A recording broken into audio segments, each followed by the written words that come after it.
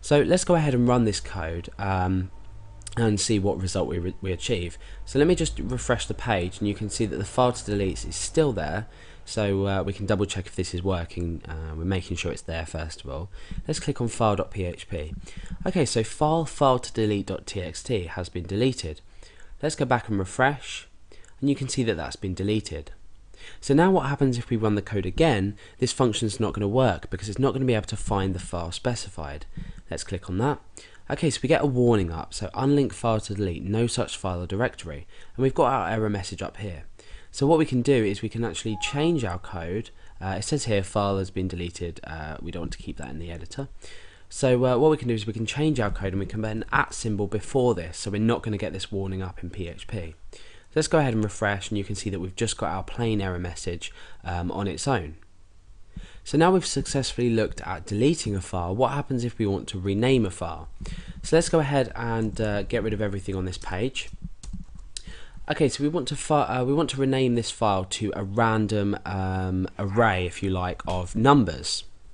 So we're going to be using the rand function to generate a large random number, and then we're going to rename this file here to that random number and then .txt. So we're still maintaining the file extension. Okay, so let's go ahead to file.php. Let's first of all specify the file name in a string data type. So this is file2rename.txt. Now let's go ahead and create a random number. Now if you haven't already looked at creating random numbers in PHP, we use the rand function. So let's go ahead and say rand is equal to rand, and this is going to take two parameters. It's going to take a lower and an upper limit.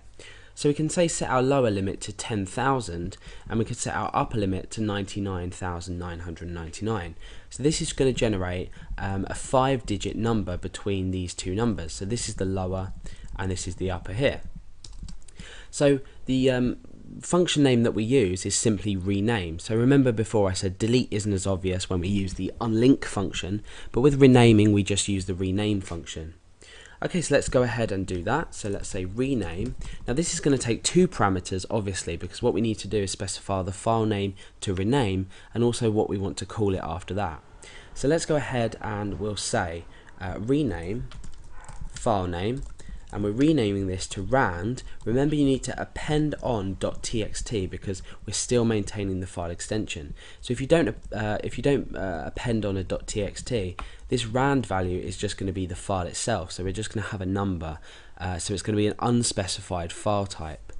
So again, let's go ahead and enclose this in an if statement. So what we're doing is we're checking that the file has been successfully renamed, and then otherwise we're giving an error message. So let's go ahead and say echo file, and then we can append on file name, and then we can append on has been renamed to, and then we can append on the file name that has been renamed to, so rand, and then it's .txt.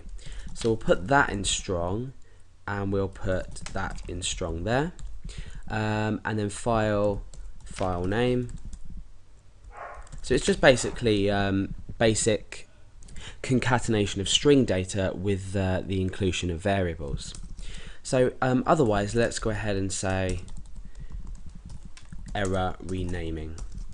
Okay, so this is going to happen, this error is going to be produced when we've already renamed the file name to the random.txt. So like I said before, the reason you might want to rename your files to a random number is to keep them hidden from users. You may have this random number stored in a database somewhere, so your database knows where the file is, but your users don't. So they won't be able to look at the file specifically on the server. There's many reasons why you'd want to obviously rename a file, but I'm just giving this as an example. So let's go back and refresh. You can see that we've still got file to rename.txt. Let's go into file.php. So now it says file to rename.txt has been renamed to 41975.txt. Okay, so we've successfully renamed it to a random number. Now let's go back again and let's refresh, and you can see that that in fact has changed to 41975.txt.